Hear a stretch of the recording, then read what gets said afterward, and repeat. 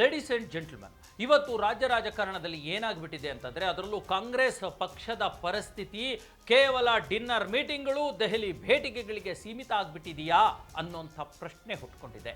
ಸಾರ್ವಜನಿಕರ ಕಷ್ಟವನ್ನು ಕೇಳೋರೇ ಇಲ್ವಾ? ಜನರ ಅಹವಾಲನ್ನು ಕೇಳೋರೇ ಇಲ್ವಾ? ಆಡಳಿತ ಯಂತ್ರವನ್ನು ಹತೋಟಿಗೆ ತರೋರೇ ಇಲ್ವಾ?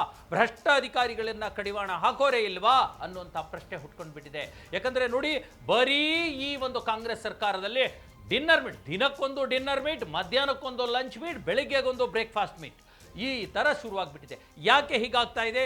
ಯಾಕೆ ಇಷ್ಟು ಮಟ್ಟಿಗಿನ ಡಿನ್ನರ್ ಮೀಟಿಂಗ್ಗಳು ನಡೀತಾ ಇವೆ? ಯಾಕೆ ದೆಹಲಿ ದಂಡಯಾತ್ರೆ ಕಂಟಿನ್ಯೂ ಆಗ್ತಾ ಇದೆ? ಈ ಸರ್ಕಾರದ ಭವಿಷ್ಯ ಏನಾಗುತ್ತೆ ಅನ್ನೋದ್ರ ಕುರಿತಂತೆ ನಾನಿವತ್ತು ಈ ಎಕ್ಸ್ಪ್ಲೇನರ್ನಲ್ಲಿ ಹೇಳ್ತಿದ್ದೀನಿ. ನೀವು ನೋಡ್ತಾ ಇದ್ದೀರಾ ನೆಲ ಜಲ ಭಾಷೆಗಾಗಿ ಪ್ರಾಮಾಣಿಕ ಪತ್ರಿಕೋದ್ಯಮ ಫೋಕಸ್ ಟಿವಿ. ನಾನು ಹಬೀಬ್ ದಂಡಿ.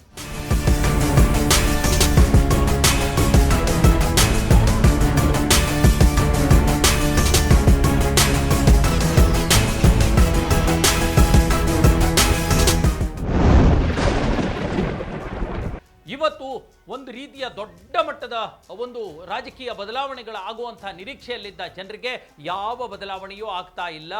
ಬಜೆಟ್ನಿಂದ ಅಥವಾ ಬಜೆಟ್ ಅಧಿವೇಶನದಿಂದ ದೊಡ್ಡ ದೊಡ್ಡ ಯೋಜನೆಗಳು ಜನರಿಗೆ ತಲುಪುತ್ತೆ ಅಂತಂದರೆ ಆ ಯೋಜನೆಗಳ ಬಗ್ಗೆ, ಬಜೆಟ್ ಬಗ್ಗೆ ಮಾತನಾಡೋರೇ ಇಲ್ಲ.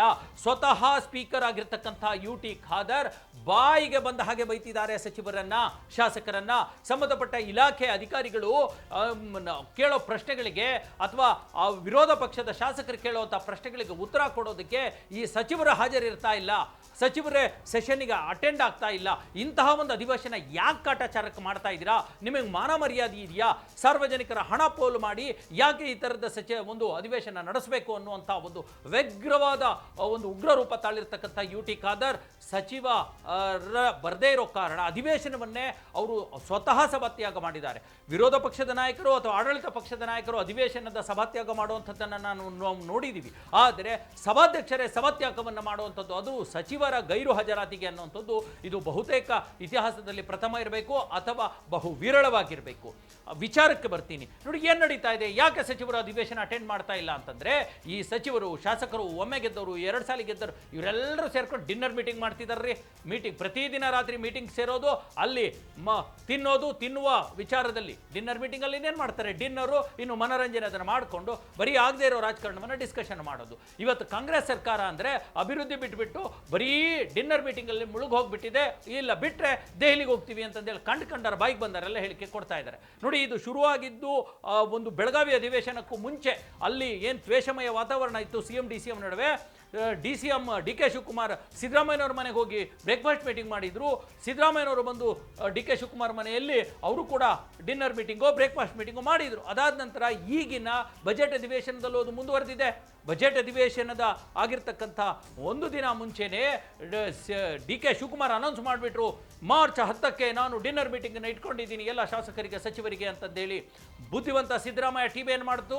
ನೀವು 10ಕ್ಕೆ ಇಟ್ಕೊಂಡಿದ್ದೀರಾ, ನಾವು 9ಕ್ಕೆ ಮಾಡ್ತೀವಿ ಅಂತ ಒಂದಿನ ಮುಂಚೆನೇ ಎಲ್ಲ ಶಾಸಕರನ್ನ ಒಂದು ತರಬೇತಿಯ ಹೆಸರಿನಲ್ಲಿ ಕರೆದು, ಆ ಶಾಸಕರನ್ನ ಬಜೆಟ್ ಮಂಡನೆಯಾದ ಮರುದಿನವೇ ಎಲ್ಲರನ್ನ ಕರೆದು ಮಾರ್ಚ್ 9ಕ್ಕೆ ಡಿನ್ನರ್ ಮೀಟಿಂಗ್ ಮಾಡಿಬಿಟ್ರು ಅಲ್ವಾ? ಇದಕ್ಕೂ ಮುಂಚೆ ಏನಾಗೋಯ್ತು? ದೊಡ್ಡ ಮಟ್ಟದ ಒಂದು ಕತೆ. ಡಿನ್ನರ್ ಮೀಟಿಂಗ್ ಯಾರು ಬಜೆಟ್ ಮಂಡನೆ ಆಯ್ತಲ್ಲ ಮಾರ್ಚ್ 6ಕ್ಕೆ, ಅದರ ನಂತರ 7ಕ್ಕೆ DK ಶಿವಕುಮಾರ್ ಡೆಲ್ಲಿಗೆ ಹೋಗ್ಬಿಟ್ರು. ಅಲ್ಲೋಗಿ 2 ದಿನ ಕೂತ್ಕೊಂಡು ಮಾಡದೇ ಇರೋ ಲಾಭಿ ಇಲ್ಲ. ರಾಹುಲ್ ಗಾಂಧಿ ಕಾಯೋದೇ ಆಗೋಯ್ತು. ಆದರೂ ರಾಹುಲ್ ಗಾಂಧಿ ಏನವ್ರಿಗೆ ಟೈಮಿಂಗ್ ಕೊಡಲಿಲ್ಲ. ಅದಾದ ನಂತರ ವಾಪಸ್ ಬಂದರು. ಅವರು ಮಂಗಳವಾರ ವಾಪಸ್ ಬಂದರು. ತಮ್ಮ ಡಿನ್ನರ್ ಮೀಟಿಂಗ್ ಇತ್ತಲ್ಲ ಮಾರ್ಚ್ 10ಕ್ಕೆ, ಅವತ್ತು ವಾಪಸ್ ಬಂದರು. ಅಲ್ಲೆಲ್ಲ ಶಾಸಕರನ್ನ, ಸಚಿವರನ್ನ, CMನ ಎಲ್ಲರನ್ನ ಕರೆದು ಒಂದು ಡಿನ್ನರ್ ಮೀಟಿಂಗ್ ಮಾಡಿದ್ರು. ಎಲ್ಲರೂ ನಾವೆಲ್ಲ ಬಾಯ್ ಚೆನ್ನಾಗಿದ್ದೀವಿ, ಜೋಡೆತ್ತಿನಂತೆ ಒಗ್ಗೂಡಿಸ್ಕೊಂಡು ಹೋಗ್ತೀವಿ ಅಂತಂದೇಳಿ. ಆಗ್ತಾ ಇರೋದೇನು? ಏನು ಮಣ್ಣಗಡ್ಡೆನೂ ಆಗ್ತಾ ಇಲ್ಲ. ಮತ್ತೆ ಡಿನ್ನರ್ ಮೀಟಿಂಗ್ಗಳು ಮುಂದುವರೆದಿದ್ದಾವೆ.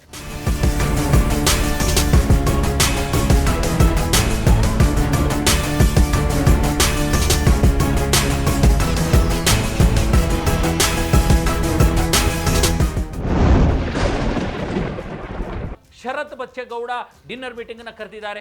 ಮೊದಲ ಬಾರಿ ಮತ್ತು 2 ಬಾರಿ, 1 ಬಾರಿ 2 ಬಾರಿ ಆಯ್ಕೆ ಆಗಿರ್ತಕ್ಕಂಥ ಶಾಸಕರನ್ನ ಒಗ್ಗೂಡಿಸ್ಕೊಂಡು ಡಿನ್ನರ್ ಮೀಟಿಂಗನ್ನು ಕರೀತಿದ್ದಾರೆ. ಇವತ್ತು ಅವರೆಲ್ಲ ಸೇರ್ಕೊಂಡು ಡಿನ್ನರ್ ಮೀಟ್ ಮಾಡ್ತಿದ್ದಾರೆ. ಮೊನ್ನೆ ಅಷ್ಟೇ ಸೋಮವಾರದ ದಿನ CM ಮತ್ತೆ ಡಿನ್ನರ್ ಮೀಟ್ ಮಾಡಿದ್ರು. ತಮ್ಮ ಆಪ್ತ ಶಾಸಕರೊಂದಿಗೆ, ಆಪ್ತ ಸಚಿವರೊಂದಿಗೆ ಸೇರಿಕೊಂಡು ಡಿನ್ನರ್ ಮೀಟನ್ನು ಮಾಡಿದರು. ಅದಾದ ಮರುದಿನ DK ಶಿವಕುಮಾರ್ ಡೆಲ್ಲಿಗೆ ಹೋದರು. ಅದಾದ ಬುಧವಾರ ಮತ್ತೆ DK ಶಿವಕುಮಾರ್ ಅವರಿಗೆ ಪಾಠ ಕಲಿಸಲಿಕ್ಕೆ ಅನ್ನೋ ನಿಟ್ಟಿನಲ್ಲಿ CM ಸಿದ್ದರಾಮಯ್ಯ ಉಳಿದ 16 ಸಚಿವರನ್ನು ಇಟ್ಕೊಂಡು ಮತ್ತೊಮ್ಮೆ ಡಿನ್ನರ್ ಮೀಟಿಂಗ್ ಮಾಡ್ತಾ ಇದ್ದಾರೆ.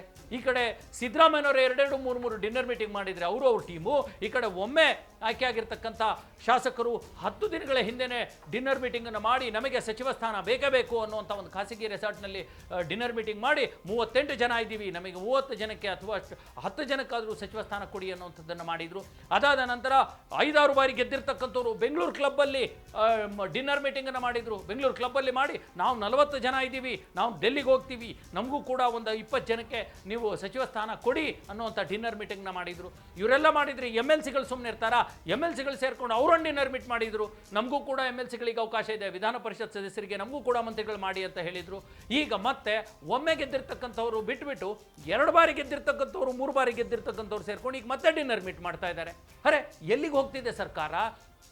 ಏನು ಮಾಡ್ತಾ ಇದ್ದಾರೆ ಶಾಸಕರು? ಏನು ಮಾಡಬೇಕಾಗಿದೆ? ಬರೀ ಡಿನ್ನರ್ ಮೀಟ್ ಮಾಡೋದಷ್ಟೇ ಕೆಲಸ ಇವ್ರದ್ದು, ಇದಕ್ಕೇನ ಇವ್ರಿಗೆ ಆರಿಸ್ ಕಳಿಸಿರೋದು ಅಂತ ಅನ್ನೋಂಥದ್ದು. ಇದಲ್ಲದೆ ನೋಡಿ, ಬಜೆಟ್ ಆದ ಮರುದಿನ DK ಶಿವಕುಮಾರ್ ಡೆಲ್ಲಿಗೆ ಹೋದರು. ಭಾನುವಾರದ ದಿವಸ ಆವಾಗಲೇ ಸತೀಶ್ ಜಾರಕಿಹೊಳಿ ಡೆಲ್ಲಿಗೆ ಹೋಗಿ ಅಲ್ಲಿ ಅದಕ್ಕೆ ಕೌಂಟರ್ ದೆಹಲಿ ಭೇಟಿ ಎಂಬಂತೆ ಮಾಡಿದರು. ಆಯಿತಾ? ಈಗ ಮೊನ್ನೆ ಸಿದ್ದರಾಮಯ್ಯನವರು ಡಿನ್ನರ್ ಮೀಟ್ ಮಾಡಿದರು, ಮರುದಿನ ನಿನ್ನೆ DK ಶಿವಕುಮಾರ್ ದೆಹಲಿಗೆ ಹೋದರು. ಆದರೆ ಇವತ್ತು ಮತ್ತೆ ಸತೀಶ್ ಜಾರಕಿಹೊಳಿ ಡೆಹಲಿಗೆ ಹೋಗ್ತಾ ಇದ್ದಾರೆ. ಈಗ ನೋಡಿ, ಏಪ್ರಿಲ್ 11ಕ್ಕೆ ನಾವು ಮತ್ತೆ ದೆಹಲಿಗೆ ಹೋಗ್ತೀವಿ ಅಂತಂದೇಳಿ ಅಶೋಕ್ ಪಟ್ಟಣ್ ಹೇಳಿಕೆ ಕೊಡ್ತಾರೆ. ನಾವು 40 ಜನ ಶಾಸಕರೇ ಹೋಗ್ತೀವಿ, CM DCMಗೆ ಹೇಳೇ ಹೋಗ್ತಾ ಇದ್ದೀವಿ, ನಮಗೊಂದು 20 ಜನಕ್ಕೆ ಸಚಿವ ಸ್ಥಾನ ಬೇಕು, ನಾವು ಏಪ್ರಿಲ್ 11ಕ್ಕೆ ಹೋಗ್ತೀವಿ ಅಂತ.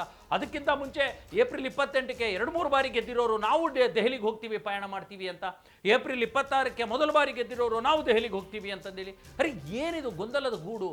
ಒಂದು ರೀತಿ ಅದಕ್ಕೇನು ಮಾನ ಮರ್ಯಾದೆ ಇಲ್ವಾ ಈ ಕಾಂಗ್ರೆಸ್ ಶಾಸಕರಿಗೆ ಅನ್ನೋಂಥದ್ದು? ಡಿನ್ನರ್ ಮೀಟ್ ಮಾಡೋದು, ದೆಹಲಿಗೆ ಹೋಗ್ತೀವಿ ಅನ್ನೋದು, ಡಿನ್ನರ್ ಮೀಟ್ ಮಾಡೋದು, ದೆಹಲಿಗೆ ಹೋಗ್ತೀವಿ ಅನ್ನೋದು, ಇದಕ್ಕೇನಾ ಇವ್ರಿಗೆ ಆರಿಸ್ ಕಳಿಸಿರೋದು? ಇವ್ರಿಗೆ ಮಾನ ಮರ್ಯಾದೆ ನಾಚಿಕೆ ಏನಾದರೂ ಇದೆಯಾ? ಬರೀ ಅಧಿಕಾರಕ್ಕೋಸ್ಕರ ಅಷ್ಟೇನಾ ಇರೋದು? 224 ಜನ ಮಂತ್ರಿಗಳಾಗಕ್ಕಾಗತ್ತಾ?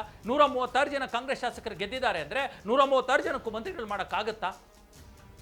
ಒಮ್ಮೆ ಗೆದ್ದಿರೋರು ಕೂಡ ನಾನು ಮಂತ್ರಿ ಆಗಬೇಕು ಅಂತ, 5 ಬಾರಿ ಗೆದ್ದಿರೋರು ಕೂಡ ಮಂತ್ರಿ ಆಗಬೇಕು ಅಂತ, 6 ಬಾರಿ ಗೆದ್ದಿರೋರು ನಾನು CM ಆಗ್ತೀನಿ ಅಂತಂದೇಳಿ ಅಲ್ಲಿ ಮೈಸೂರಿನಿಂದ ಅಲ್ವಾ ತನ್ವೀರ್ ಸೇಠ್. ಎಲ್ಲಿಗೆ ಹೋಗ್ತಾ ಇದೆ ಪರಿಸ್ಥಿತಿ? ಎಲ್ಲಿಗೆ ಹೋಗ್ತಾ ಇದೆ ಸರ್ಕಾರ? ಇವರಿಗೆ ನಾಚಿಕೆ ಮಾನ ಮರ್ಯಾದೆ ಕಾಂಗ್ರೆಸ್ನವ್ರಿಗೆ ಇದೆಯಾ? ಯಾರಿಗೆ ಹೇಳಬೇಕು ಇವ್ರಿಗೆ ಬುದ್ಧಿ? ವಿಪಕ್ಷಗಳು ಮಾತಾಡಿದರೆ ವಿಪಕ್ಷಗಳು ನಮ್ಮನ್ನು ನೋಡಿ ಹೊಟ್ಟೆ ಹೊರ್ಕೊಳ್ತಾ ಇದ್ದಾರೆ, ಅವ್ರಿಗೆ ಬಹುಮತ ಇಲ್ಲಲ್ಲ, ಮಾಡೋ ಕೆಲಸ ಇಲ್ವಲ್ಲ, ಅದಕ್ಕೆ ಅವ್ರು ನಮ್ಮ ಮೇಲೆ ಮಾತಾಡ್ತಾರೆ ಅಂತ ಹೇಳ್ತೀರಾ. ನೀವು ಬಿಸಾಕ್ತಿರೋದು ಏನಿದೆ? ಕಾಂಗ್ರೆಸ್ ಶಾಸಕರಿಗೆ ಕೇಳ್ತಾ ಇದ್ದೀನಿ, ಏನು ದೊಡ್ಡ ಮಟ್ಟದ ಕಿತ್ತು ಬಿಸಾಕ್ತಿದ್ದೀರಾ ನೀವು? ಬರೀ ಡಿನ್ನರ್ ಮೀಟ್ ಮಾಡೋದಕ್ಕೆ ನಿಮ್ಮನ್ನು ಆರಿಸ್ ಕಳಿಸಿರೋದು? ನಾಚಿಕೆ ಮಾನ ಮರ್ಯಾದೆ ಇದೆಯಾ ಈ ಕಾಂಗ್ರೆಸ್ ಶಾಸಕರಿಗೆ, ಕಾಂಗ್ರೆಸ್ ಸಚಿವರಿಗೆ ಅನ್ನುವಂಥದ್ದು ಅಲ್ವಾ? ಈ ಹೈಕಮಾಂಡ್ ಎಂತಾದ್ರಿ ಕಮಾಂಡು? ಈ ಹೈಕಮಾಂಡ್ ಒಂದಾದರೂ ಆ ಪರಿಸ್ಥಿತಿನ ನೆಟ್ಟಿಗಿಟ್ಟು 3 ವರ್ಷ ಹಿಂಗೆ ತಳ್ಬಿಟ್ರಪ್ಪ. ಈ ಒಂದು ನಾಟಕ ಮಾಡಿಕೊಂಡು, ಈ ಒಂದು ಬಯಲಾಟ ಮಾಡಿಕೊಂಡೇ ಮುಂದುವರಿಸ್ಬಿಟ್ರಿ. ಇನ್ನು 2 ವರ್ಷ ಏನಾದರೂ ಜನಕ್ಕೆ ಅನುಕೂಲ ಆಗುವಂಥ ಒಂದಷ್ಟು ಅಧಿಕಾರ ಕೊಡೋಣ, ಅಧಿಕಾರ ನಡೆಸೋಣ, ಒಂದಷ್ಟು ಯೋಜನೆಗಳನ್ನು ತಲುಪಿಸೋಣ ಅನ್ನೋಂಥ ಮಿನಿಮಮ್ ಕಾಮನ್ ಸೆನ್ಸ್ ಕಾಂಗ್ರೆಸ್ ಹೈಕಮಾಂಡ್ಗೆ ಇರಬಾರ್ದಾ? ಇಲ್ವಾ? ಏನು ಮಾಡ್ತಾ ಇದೆ ಕಾಂಗ್ರೆಸ್ ಹೈಕಮಾಂಡ್ ಅನ್ನೋವಂಥದ್ದು?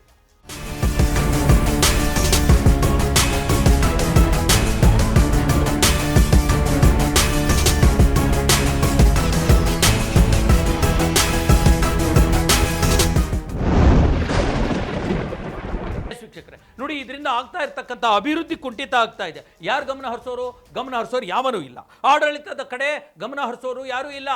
ಅಲ್ಲಿ ಬಡ ಜನತೆ ಕಷ್ಟಪಡ್ತಿದ್ದಾರೆ, ನೋವು ಪಡ್ತಿದ್ದಾರೆ, ಅವ್ರ ನೋವನ್ನು ಕೇಳೋರಿಲ್ಲ. ಅಲ್ಲ ರೀ, ಯಕಶ್ಚಿತ್ ಸಬ್ ಇನ್ಸ್ಪೆಕ್ಟರ್ ಪೊಲೀಸ್ಗಳು ಇವತ್ತು ಅಧಿಕಾರವನ್ನು ಕೈಗೆ ತಗೊಂಡು ಕ್ರೈಮ್ ಮಾಡ್ತಾ ಇದ್ದಾರೆ. ನೀವು ಮೂಡಿಬಿದ್ರಿಯ ಸಂದೇಶ ಅನ್ನುವಂಥ ASI ಅಂತ ದುರುಳ ASIಗಳಿದ್ದಾರೆ. ಗೃಹ ಇಲಾಖೆ ಮೇಲೆ ಕಂಟ್ರೋಲ್ ಇದೆಯಾ? ರಾಜ್ಯದಲ್ಲಿ ಆಗ್ತಾ ಇರ್ತಕ್ಕಂಥ ಕ್ರೈಮ್ಗಳ ಮೇಲೆ ಕಂಟ್ರೋಲ್ ಇದೆಯಾ? ಬೇರೆ ಬೇರೆ ಇಲಾಖೆಗಳಲ್ಲಿ ಆಗ್ತಾ ಇರ್ತಕ್ಕಂಥ ಭ್ರಷ್ಟಾಚಾರದ ಮೇಲೆ ಕಂಟ್ರೋಲ್ ಇದೆಯಾ? ಅಧಿಕಾರಿಗಳು ತಮಗೆ ಮನ ಬಂದಂತೆ ವರ್ತಿಸ್ತಿದ್ದಾರೆ, ಸಾರ್ವಜನಿಕರಿಗೆ ತುಚ್ಛೀಕರಿಸಿ ನೋಡ್ತಾ ಇದ್ದಾರೆ. ಯಾರಿಗಾದರೂ ಆಯ್ಕೆಯಾಗಿ ಬಂದಿರತಕ್ಕಂಥ ಯಾವ ಶಾಸಕ ಮಂತ್ರಿಗಳಿಗಾದರೂ ಜವಾಬ್ದಾರಿ ಇದೆಯಾ? ಬರೀ ಈ ಥರದ ನಾಟಕ ಮಾಡ್ಕೊಂಡು ಓಡಾಡ್ತಿರಲ್ಲ, ಯಾರು ಕೇಳಬೇಕಾಗಿದೆ ಅಲ್ವಾ? ಹಾಗಾಗಿ ಈ ಅಧಿಕಾರಿಗಳ ದುಂಡಾವರ್ತನೆ, ಭ್ರಷ್ಟಾಚಾರ ಇವೆಲ್ಲವನ್ನು ಕೂಡ ಜನರ ಕಷ್ಟವನ್ನು ಕೇಳೋರೇ ಇಲ್ಲ. ಆದರೆ ಕಾಂಗ್ರೆಸ್ನವರಿಗೆ ಇದೇ ಮುಂದುವರೆದರೆ ಈ ಒಂದು ಅರಾಜಕತೆ ಎಂಡಾಗಿ ಹೈಕಮಾಂಡ್ ಒಂದು ತೀರ್ಮಾನವನ್ನು ತೆಗೆದುಕೊಳ್ಳದೇ ಇದ್ದರೆ ಖಂಡಿತ ಜನ ತೀರ್ಮಾನವನ್ನು ತೆಗೆದುಕೊಳ್ತಾರೆ. ಜನ ತೀರ್ಮಾನ ತೆಗೆದುಕೊಂಡು ಇನ್ನು 1.5-2 ವರ್ಷ ಇದೆ, ದೂರ ಇಲ್ಲ, ನಿಮಗೆ ತಕ್ಕ ಪಾಠವನ್ನು ಕಲಿಸ್ತಾರೆ. ಕಾಂಗ್ರೆಸ್ನವರಿಗೆ ನಾಚಿಕೆ ಮಾನ ಮರ್ಯಾದೆ ಜವಾಬ್ದಾರಿ ಅನ್ನುವಂಥದ್ದು ಏನಾದರೂ ಇದ್ದರೆ ಈ ಡಿನ್ನರ್ ಮೀಟ್ಗಳನ್ನ ಆಮೇಲೆ ದೆಹಲಿಗೆ ಅನವಶ್ಯಕವಾಗಿ ಹೋಗಿ ರಾಹುಲ್ ಗಾಂಧಿ ಕಾಲು ಹಿಡಿಯೋದನ್ನು ಬಿಟ್ಟು ಇಲ್ಲಿ ನಿಮಗೆ ಓಟ್ ಹಾಕಿದಾರಲ್ಲ ಅವ್ರ ಕಾಲು ಹಿಡಿದು ಅವ್ರ ಸೇವೆ ಮಾಡಿ ನೀವು ಗೆದ್ದು ಬಂದಿದ್ದಕ್ಕಾದರೂ ನಿಮ್ಮ ಜೀವನನಾದರೂ ಸಾರ್ಥಕ ಆಗುತ್ತೆ. ನಾಚಿಕೆಗೆಟ್ಟ ಕಾಂಗ್ರೆಸ್ ಶಾಸಕರಿಗೆ ಹೇಳ್ತಾ ಇದ್ದೀನಿ, ಜವಾಬ್ದಾರಿಗೆಟ್ಟ ಕಾಂಗ್ರೆಸ್ ಶಾಸಕರಿಗೆ ಹೇಳ್ತಾ ಇದ್ದೀನಿ, ಇದನ್ನು ಮಾಡದೇ ಇದ್ದರೆ ಜನ ನಿಮಗೆ ತಕ್ಕ ಪಾಠ ಕಲಿಸೋದಂತೂ ಗ್ಯಾರಂಟಿ. ಎಸ್ ವೀಕ್ಷಕರೇ, ಇದಾಗಿತ್ತು ಇವತ್ತಿನ ಎಕ್ಸ್ಪ್ಲೇನರ್. ಮುಂದಿನ ಮತ್ತೊಂದು ವಿಚಾರದೊಂದಿಗೆ ಮತ್ತೆ ಬರ್ತೀನಿ. ಅಲ್ಲಿವರೆಗೂ ನೋಡ್ತಾ ಇರಿ ನೆಲ ಜಲ ಭಾಷೆಗಾಗಿ ಪ್ರಾಮಾಣಿಕ ಪತ್ರಿಕೋದ್ಯಮ, ನಿಮ್ಮ ಫೋಕಸ್ ಟಿವಿ.